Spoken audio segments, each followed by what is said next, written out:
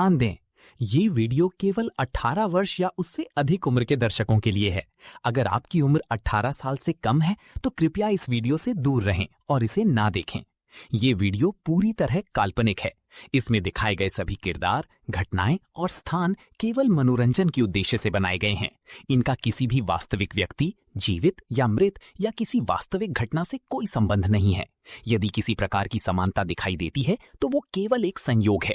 कृपया इस वीडियो को केवल मनोरंजन के उद्देश्य से देखें। अचानक ट्रक एक जोरदार झटका खाकर रुक गया। सामने बढ़ती सड़क पर एक गहरा सन्नाटा फैल गया था। ट्रक की हेडलाइट्स अब भी उस वीरान काले रास्ते को टटोल रही थीं। विकास ने स्टीयरिंग व्हील कसकर पकड़ा और झुंझलाते हुए नीचे उतर गया। बगल में सो रहा उसका साथी अमित झटका लगते ही जाग गया और खिड़की से झांका। क्या हुआ रे भाई? अरे यार, लगता है कुछ नीचे फंस गया है, देखता हूं। विकास और अमित दोनों उत्तर भारत की एक ट्रांसपोर्ट कंपनी के लिए ट्रक चलाते थे। लंबी दूरी की रात की ड्यूटी उनका रोज का काम था। उस रात भी वे हरियाणा और राजस्थान की सीमा को जोड़ने वाले एक पुराने जंगल वाले रास्ते से गुजर रहे थे। समय था रात के लगभग 2:30 बजे। चारों ओर घना जंगल और बीच में पतली टूटी फूटी सड़क थी। ट्रक की हेडलाइट्स के अलावा कहीं कोई रोशनी नहीं थी। अमित ने ऊँघते हुए कहा, अबे ये कौन सा रास्ता पकड़ लिया है तूने? ये तो बड़ा सुनसान है। अरे ये शॉर्टकट है, जल्दी पहुंच जाएंगे। डर मत, जंगल है, भूत नहीं। लेकिन शायद विकास को नहीं पता था कि इस जंगल में सिर्फ पेड़ नहीं रहते थे। अचानक ट्रक से एक अजीब सी घड़घड़ाहट की आवाज आई और इंजन बंद हो गया। ट्रक रास्ते के बीचों बीच रुक गया। लो, कर लो बात। अभी सर्विस करवाई थी, ये क्या हो गया? विकास बड़बड़ाया और बोनट खोलने लगा। अमित भी साथ उतरा, लेकिन उसका ध्यान अचानक दाहिनी ओर खींचा गया। सड़क के किनारे झाड़ियों के बीच सफेद कपड़ों में लिपटी कोई औरत झुकी हुई बैठी थी। उसके बाल खुले थे और चेहरा ढका हुआ था। भाई भाई, जल्दी ऊपर आ, जल्दी कर प्लीज। क्या हुआ अब? विकास भाई, वहां कोई बैठा है। औरत है शायद, सफेद कपड़ों में, मगर हिल भी नहीं रही है। देख। विकास ने देखा तो पहले हंसा, लेकिन जब उसने ध्यान से देखा तो वो आकृति बिल्कुल भी हिल नहीं रही थी। अरे साया लग रहा है, मगर जो भी हो उतरना जरूरी है। ट्रक स्टार्ट नहीं होगा तो अटक जाएंगे। अमित डर के मारे सीढ़ियां चढ़कर कैबिन में घुस गया और दरवाजा बंद कर लिया। विकास अब ट्रक के नीचे झुककर खराबी ढूंढने लगा।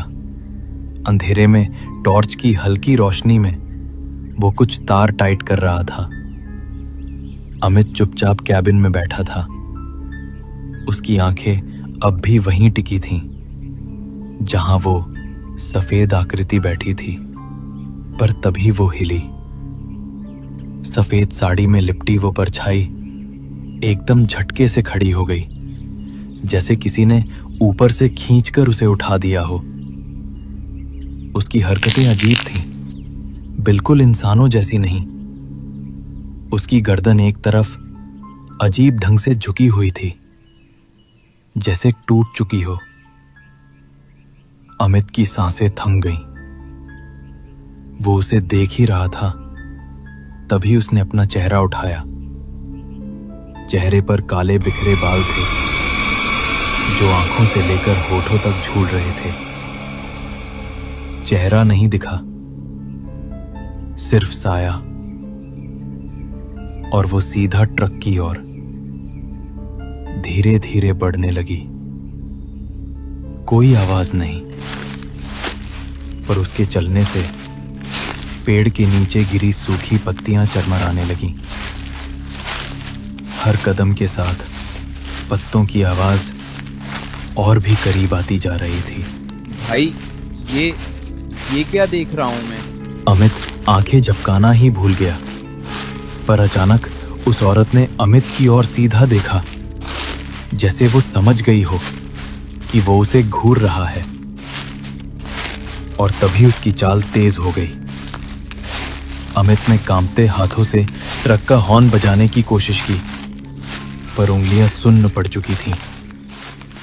साहस जुटाकर वो चिल्लाया, विकास भाई, वो आ रही है, कोई है वहां, सफेद साड़ी में, जल्दी कर। विकास, जो ट्रक के नीचे था, उसके कानों में अमित की घबराई हुई आवाज गूंजी।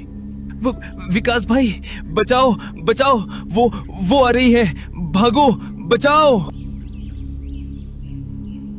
उसने झट से पेचकस नीचे रखा और थोड़ा मुड़कर देखा। उसकी तिरछी नजर से ट्रक के ठीक सामने 2 सफेद पांव दिखाई दिए, लेकिन वे जमीन पर नहीं थे, कुछ इंच ऊपर हवा में तैर रहे थे, और वो आकृति झुककर ट्रक की ओर बढ़ रही थी। विकास का चेहरा पसीने में भीग चुका था, लेकिन ट्रक को स्टार्ट करना अब सबसे जरूरी था। उसने कांपते हाथों से इंजन का आखिरी बोल्ट कस दिया और फौरन ट्रक के नीचे से बाहर निकला। अमित, चाबी घुमा, इंजन चालू कर।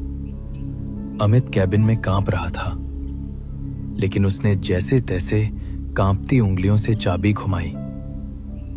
इंजन ने एक झटका खाया और फिर धुआं उड़ाते हुए जोर की आवाज के साथ ट्रक स्टार्ट हो गया। विकास की सांसें जैसे वापस आईं। वो सीधा दौड़ पड़ा ट्रक की ओर, और उसके ठीक सामने वो औरत अब दिखाई दे रही थी। सफेद साड़ी, बिखरे हुए बाल, झुलसा चेहरा और खाली आंखें। विकास ने भागते हुए ट्रक की सीढ़ी पकड़ी और जोर से खुद को ऊपर खींच लिया। अमित ने एक झटके में गियर डाला और एक्सेलरेटर पूरी ताकत से दबा दिया। ट्रक जोरदार आवाज के साथ आगे बढ़ा। जब दोनों को लगा कि अब बच गए, तो विकास ने एक नजर पीछे डाली। ट्रक के शीशे से वो देखता है कि वो औरत अब सड़क के बीच खड़ी है और उनको ही देख रही है। देखते ही देखते उसकी गर्दन पीछे मुड़ गई, जैसे वो सामने से किसी को आते देख रही थी। विक्रम तुरंत समझ गया था कि ये सब एक छलावा है। उसने देखा कि जिस जगह पर उसका ट्रक खराब हुआ था, वो जगह फिर से उनके सामने आ गई है। अब उसे पूरा विश्वास हो गया था कि वे किसी माया जाल में फंस गए हैं। उसे अपने चाचा की बात याद आई। गांव में उन्होंने बताया था कि अगर कभी ऐसे छलावे में फंस जाओ तो किसी जगह या किसी सामान में आग लगाकर ये कहो कि जो चाहिए ले लो, पर हमें यहां से जाने दो। विक्रम ने अमित से ट्रक रोकने को कहा। अमित ने जैसे ही ट्रक रोका, विक्रम नीचे उतरा। उसके पास एक छोटी पोटली थी। विक्रम ने उस पोटली में आग लगाई और जोर से कहा, जो कुछ भी तुम्हें चाहिए ये ले लो, पर हमें यहां से जाने दो। ये बोलकर वो तुरंत ट्रक में वापस बैठ गया। उसने साइड मिरर, पार्श्व दर्पण से देखा तो वो छलावे वाली चुड़ैल अब एक आग के घेरे में फंस चुकी थी। इसी के साथ उनका छलावा टूट गया था। विक्रम और अमित सुरक्षित रूप से उस भयंकर जंगल से बाहर आ गए थे।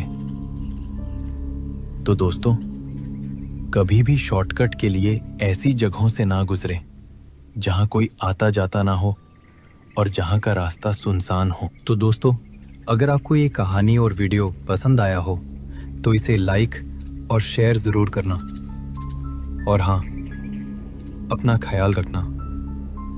क्या पता अगला नंबर तुम्हारा हो।